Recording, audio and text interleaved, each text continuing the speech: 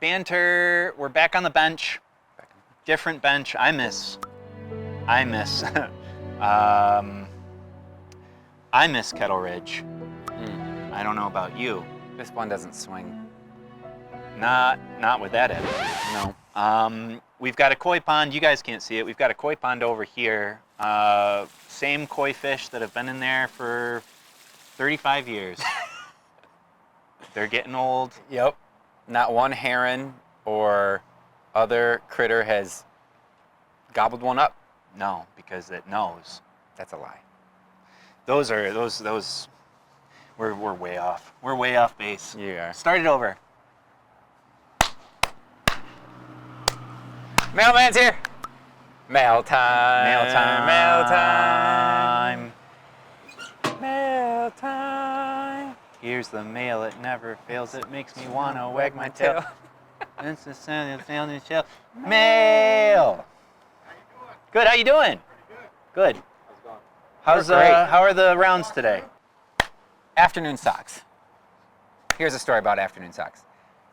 It was a Dixon-Schwabl band at one point called Afternoon Socks. It was inspired from when you're on a production day and it becomes the afternoon.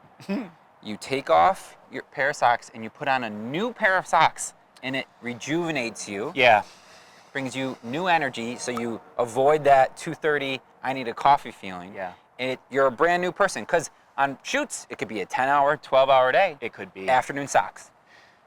That's a tip. That's a tip. Use it. That's a tip you can use for anything, though. That's Not true. just if you're in production. Yeah. If you're in production, definitely use it. I've never done that. I'm gonna next shoot we're on. Sure.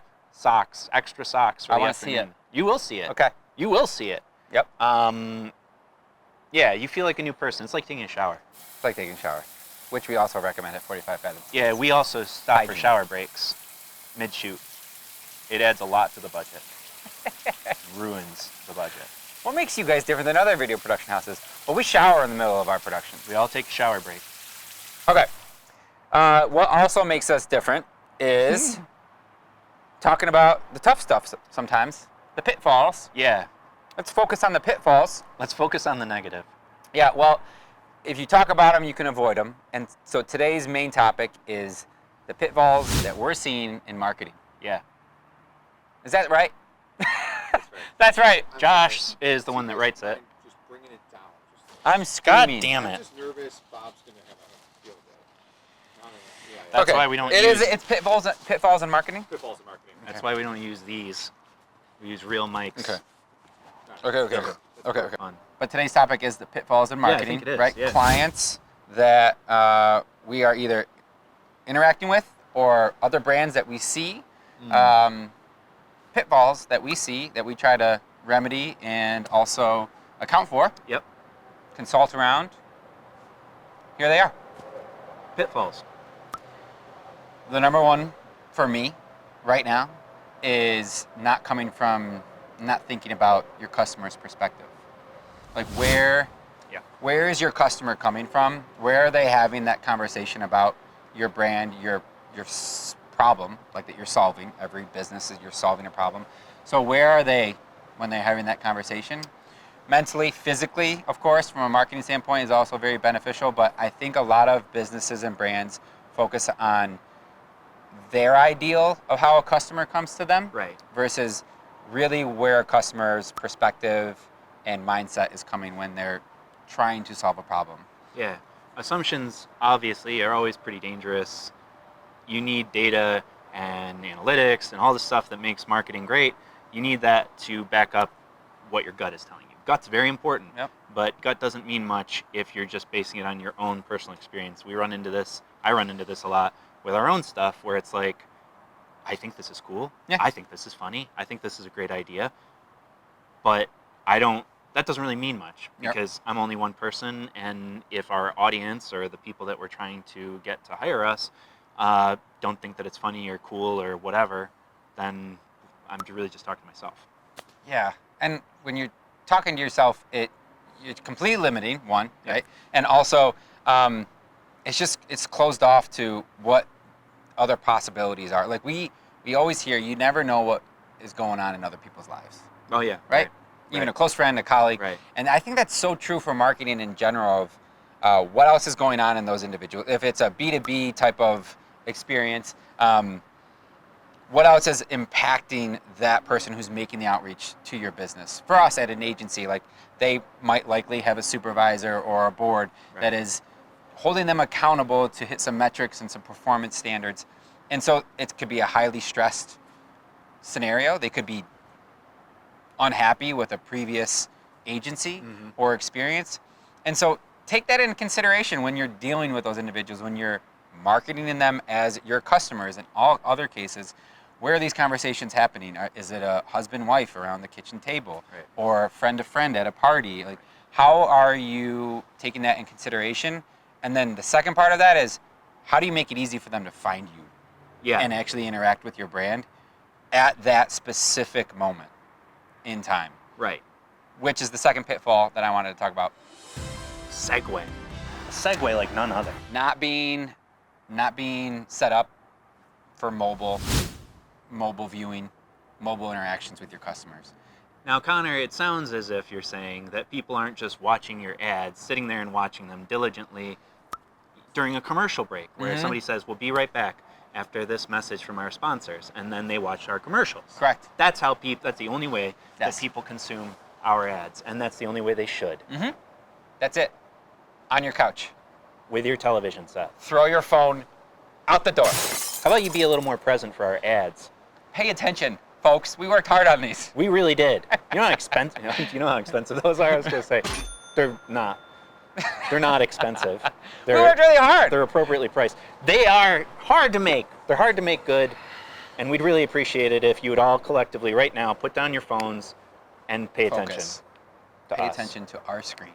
Yeah. But I think that, so if it's a conversation over a dining room table or at a restaurant or at the ball game, because that's a baseball reference, opening day. At the ball game. At the ball game, just make it easy for them to share your story in a digestible, so whether it's a quick little video Yeah. on one of your platforms, on a YouTube short, a link to your website that is mobile friendly Right. and easy to navigate. What do you do? I think brands really fall short in being able to have that information easily shared from one person to the other. Yeah. And that's tough. You lose on so much opportunity. I mean, I think that's a big pitfall. Yeah. The more decisions that you have to make between viewing content and getting somebody else Yep. to view content, the drastically fewer people are going to see it, because like anytime I have to figure out a password, remember a password, click on this link, click on that link, figure out what Yeah. program or app I want to use to open this, it's time that I'm going to be like, this is not really worth it. Like this is funny, but it's not funny enough for me to think of a password. Right. You have to have that problem, you have to have that solution teed up for them Right. when the problem arises or when the problem is the topic of conversation. Right. Got to be smooth. So where is your conversation happening? Figure out what that is and be ready, your brand and your product solution, service solution, to be able to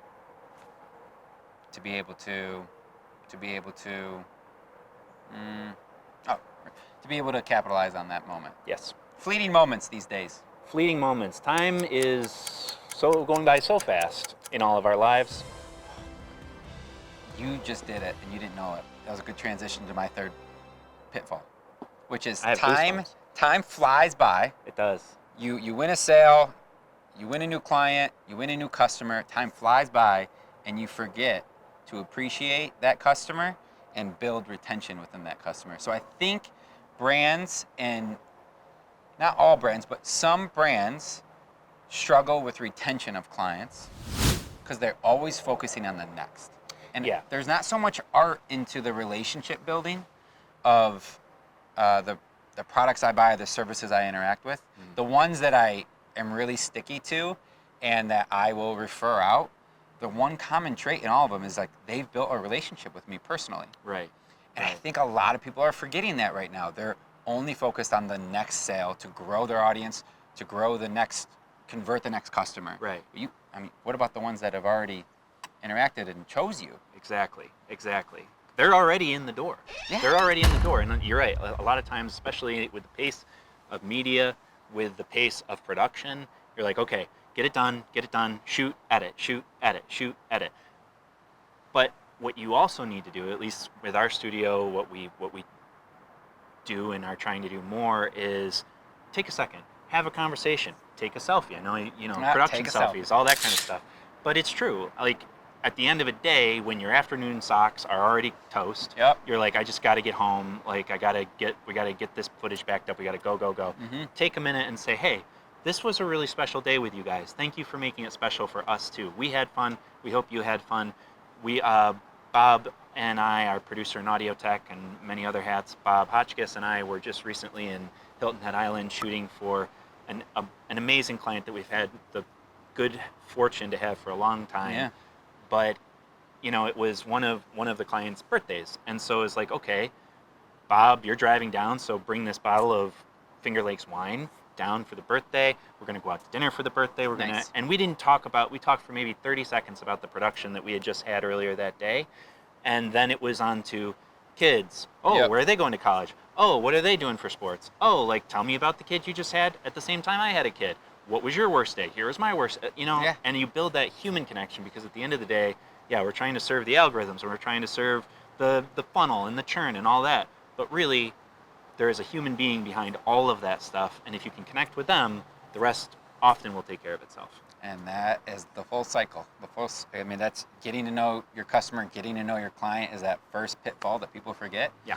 And it all, they all support one another. So I think if people were to focus on that, like, system of focusing on where your clients are coming from, your customers, their pain problems, what other outside influences are generating this outreach to you, Mm-hmm. this problem in their life. Acknowledge that they are humans too. There's a lot of other stuff going on in their life. Yeah. 2, be prepared when the problem arises and the conversation strikes, that your brand is there to offer a solution quick and easy to access through your phone. And then 3rd, once you have that business and you've made the sale, continue that relationship. Right. Keep it going. Keep it going. Cultivate it. Yeah.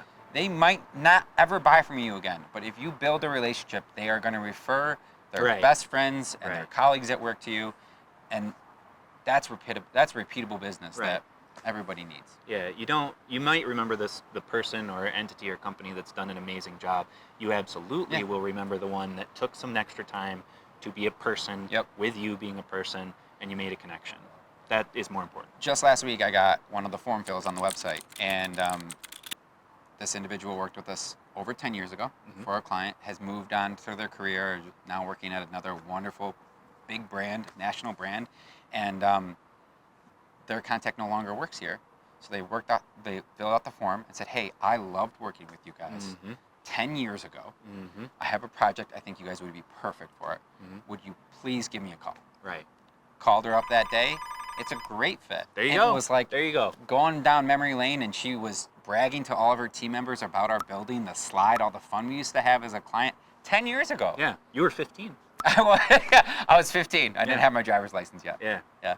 You rode your bike here for that. I did, yeah. We didn't have a mailman. I was throwing the paper. That was me. Whipping the paper. Yeah, so case in point, you just made me remember that. Just last week. It actually happens.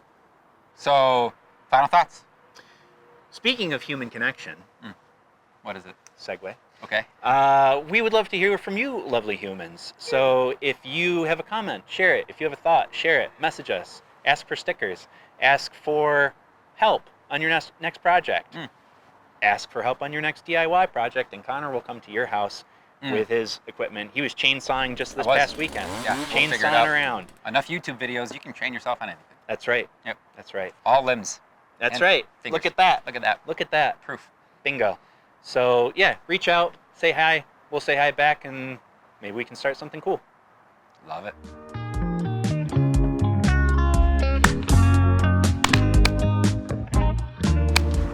And cut.